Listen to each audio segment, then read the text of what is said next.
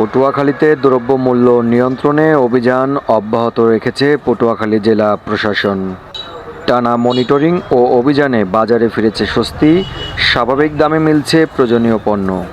Rapid action battalion ৮ ও জাতীয় ভোক্তা অধিকার সংরক্ষণ অধিদপ্তর এবং বাংলাদেশ নিরাপদ খাদ্য অধিদপ্তর এর যৌথ উদ্যোগে পরিচালিত হয়েছে বাজার মনিটরিং অভিযান। Company commander RAB 8 Patuakhali squadron leader Rashed. আমাদের মূল উদ্দেশ্য ছিল বাজার মনিটরিং করা, অর্থাৎ বাজারে ভোগ্য পণ্য যেগুলা এখন রমজান উপলক্ষে বিক্রি হচ্ছে সেগুলা কেউ অসাধু সিন্ডিকেট আছে কিনা, তারা অনৈতিক বা অযৌক্তিক দাম নিচ্ছে কিনা প্রোডাক্টের, সেগুলো আমরা চেক করছি।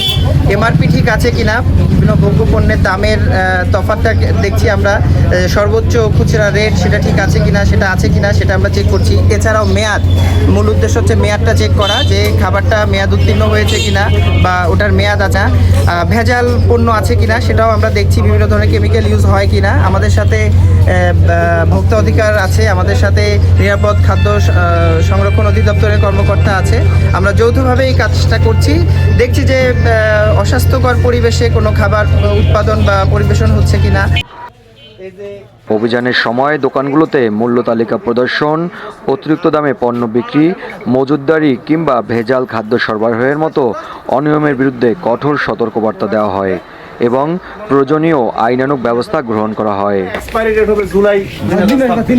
প্রশাসনের এই সমন্বিত উদ্যোগ শুধু বাজার নিয়ন্ত্রণই নয়, বরং ভোক্তাদের আস্থা ফিরিয়ে আনতেও গুরুত্বপূর্ণ ভূমিকা রাখছে।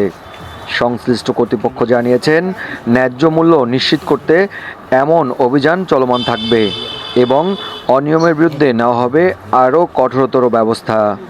নিউজ ডেস্ক, জনতার খবর।